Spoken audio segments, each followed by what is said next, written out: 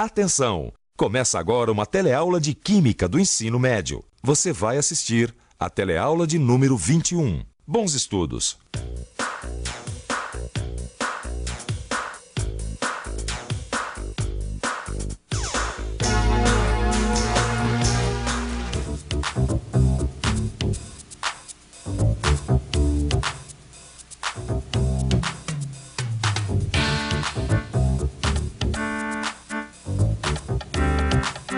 É o seguinte, Zezé, o minério de ferro é extraído da terra, depois ele é aquecido num forno, junto com o carvão e o mármore. Aí o ferro sai derretido junto com o carbono dissolvido. Ah, esse é o ferro gusa, não é? Isso, só que o ferro gusa, apesar de duro, ele é muito quebradiço. Para ele ficar mais resistente, tem que diminuir a quantidade de carbono.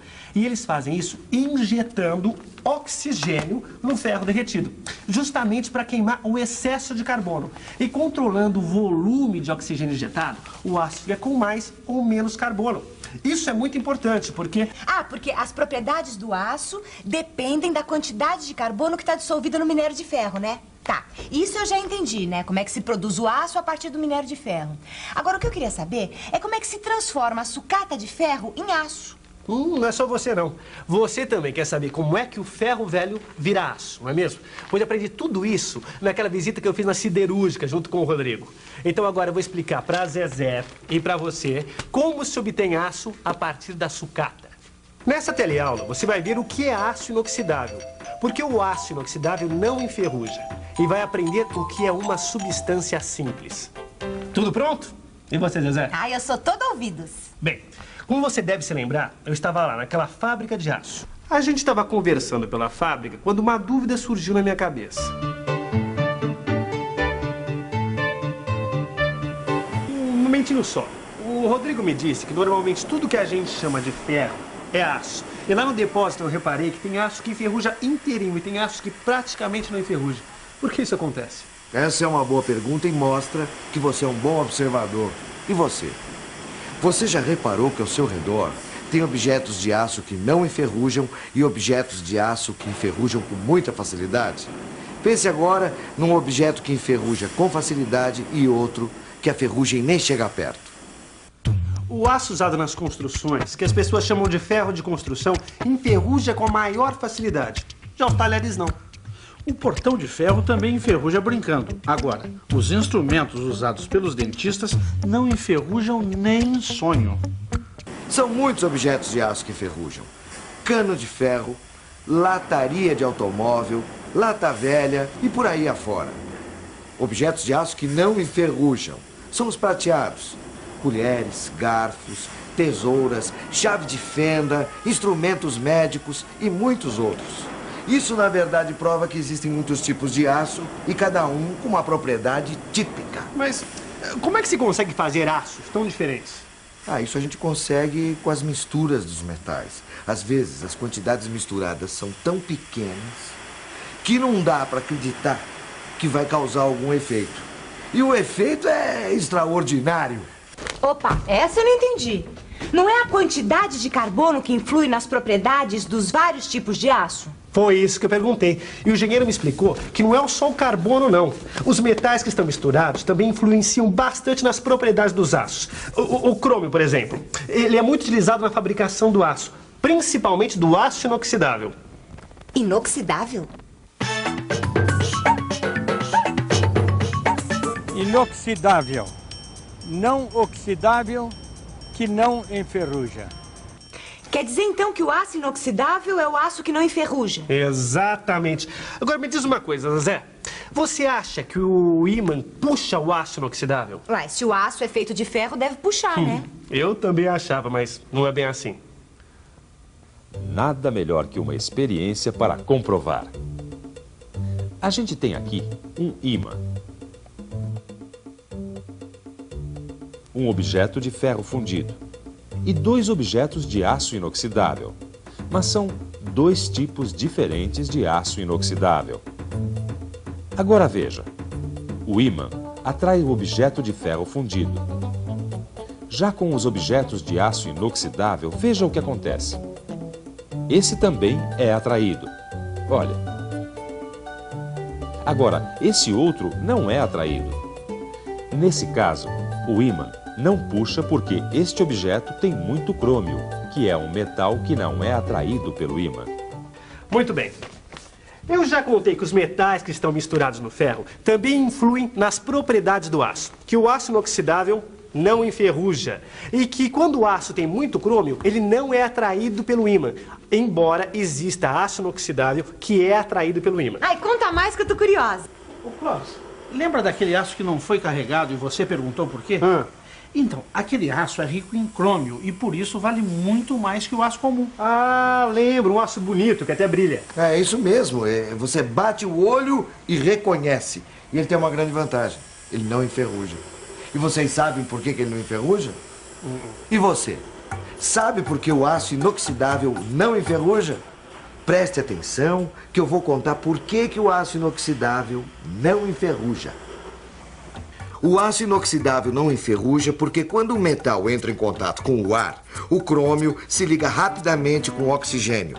Aí se forma um composto chamado óxido de crômio. Esse composto é muito duro e gruda fortemente no resto do metal.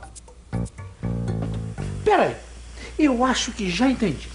É como se esse óxido de crômio formasse uma película protetora ao redor do objeto. Na verdade é uma casquinha dura que fica em cima do metal, protegendo ele. Mas é bem diferente da casquinha que se forma em cima do ferro comum. No aço comum, é o próprio ferro que se liga com o oxigênio do ar, principalmente quando está tudo molhado. Aí, o composto que se forma é esfarelento, a nossa velha e conhecida ferrugem. Tem uma coisa que eu ainda não entendi. Se o óxido de crômio forma uma casquinha em cima do metal, por que o aço inoxidável é tão brilhante? É simples. Porque essa casquinha que se forma em cima do metal, de óxido de crômio, é transparente, como o vidro. Só que muito dura, muito difícil de quebrar. Ah, quer dizer então que todo o crômio que é misturado com o ferro e o carbono fica na superfície do objeto? Na hora de perguntar, esses dois não brincam em serviço. Mas para responder essa pergunta, eu vou precisar de uma mãozinha. Bom, para responder essa pergunta, é bom lembrar como estão estruturadas as partículas de ferro. Você se lembra?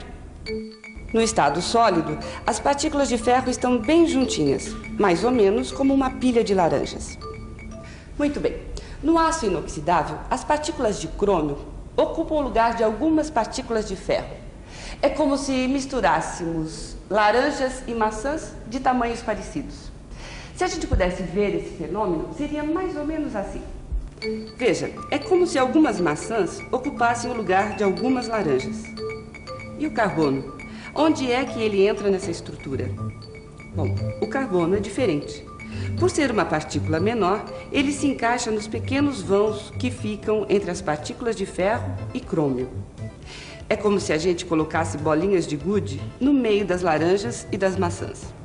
Quer dizer então que as partículas de crômio ocupam o lugar das partículas de ferro. E as partículas de carbono, que são menorzinhas, ficam nos buracos que se formam entre as partículas de ferro e as partículas de crômio. É isso? Perfeito! Ah, e tem uma outra coisa muito importante sobre essas partículas. As partículas de ferro, elas têm o mesmo tamanho e a mesma massa. Seguindo o nosso exemplo, é como se tivéssemos todas as laranjas com a mesmíssima massa e tamanho. A mesma coisa acontece com as partículas de crômio, ou seja, todas as maçãs do nosso exemplo teriam que ter o mesmo tamanho e a mesma massa. E é claro que as bolinhas de gude, quer dizer, as partículas de carbono, também têm todas tamanho e massa iguais. Mas uma partícula de crômio tem o mesmo tamanho e massa que uma partícula de ferro? Não, cada um tem suas partículas próprias. E nesse caso, o tamanho não é documento.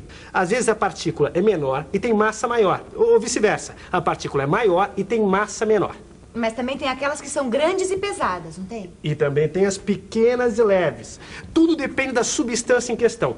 Ah, e por falar em substância, com essa história de partículas, eu aprendi o que é uma substância simples.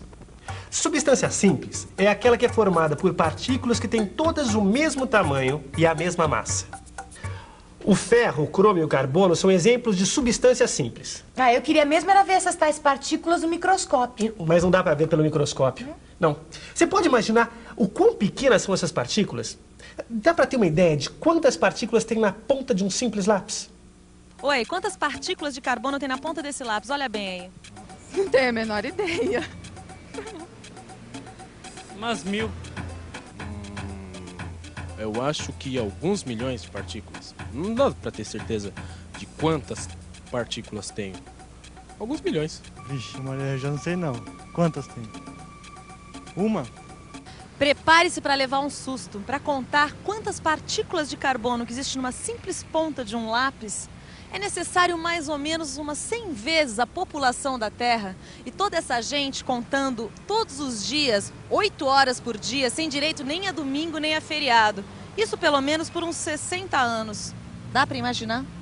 Tá, você falou, contou um montão de coisa aí, mas você ainda não me contou como é que se obtém o aço a partir da sucata. Mas é justamente isso que eu vou contar agora. O engenheiro me explicou tudinho. Geralmente, todo o aço que é vendido para o depósito do sucata está enferrujado. Quer dizer, não é aço inoxidável. E a quantidade de crômio é baixa. Toda essa sucata é colocada no forno e derretida. E a ferrugem? A ferrugem derrete junto com o ferro. Falando nisso, se a ferrugem derrete junto com o ferro, o que a gente pode dizer do ponto de fusão da ferrugem? Vamos pensar um pouco? Vamos pensar um pouco. Se a ferrugem derrete junto com o ferro, quer dizer então que seu ponto de fusão é mais ou menos parecido com o do ferro. É isso. O ponto de fusão do óxido de ferro, ou ferrugem, é parecido com o ponto de fusão do ferro. Algumas substâncias não derretem junto com o ferro e são retiradas. Já o crômio, o carbono e outros metais que estão misturados ao aço ficam dissolvidos no ferro líquido. Ah, já sei. Aí é só esperar esfriar e o aço está pronto. De jeito nenhum. Essa resposta eu sei. Para fabricar o aço com as propriedades desejadas, a gente precisa saber quais os metais que estão dissolvidos nele. Por isso é que precisa fazer uma análise do ferro fundido. Quando a gente quer saber o que tem dentro de uma substância e quanto tem, é preciso fazer uma análise. No caso do ferro fundido, é a análise que vai dizer quanto tem de ferro, de carbono, de crômio e de outros metais. Sabendo isso, é só colocar substâncias de acordo com o tipo de aço desejado. Pois então, depois de fazer esse acerto, de colocar as substâncias, aí sim, o ferro é resfriado e vira aço. Então essa sucata vira aço novinho. Novinho? É novinho mesmo. O aço produzido a partir da sucata é igualzinho ao aço produzido a partir do minério de ferro. Promessa feita, promessa cumprida. Agora você já sabe como se obtém aço a partir da sucata de ferro. E para não esquecer nadinha, fique de olho na revisão. E atenção, se liga aí que é hora da revisão. Nessa teleaula, você aprendeu que existem muitos tipos de aço e que uns enferrujam, outros não. Viu também que o aço que não enferruja é chamado de aço inoxidável e que ele não enferruja por causa da casquinha que se forma sobre o metal, resultado da reação do crômio do metal com o oxigênio do ar. Você verificou ainda como é a estrutura de uma liga de aço inoxidável e ficou sabendo que as partículas de uma substância simples têm todas o mesmo tamanho e a mesma massa. Por último, você viu como é o processo de obtenção do aço a partir da sucata. Viu a importância da análise e aprendeu que o aço produzido a partir da sucata é igualzinho ao aço produzido a partir do minério de ferro. Bem, agora é hora de você reciclar os seus conhecimentos. É isso aí. Transforme a sua vontade de aprender em conhecimento novinho. É só você pegar o seu livro de química e dar uma boa estudada. Bons estudos e até a próxima.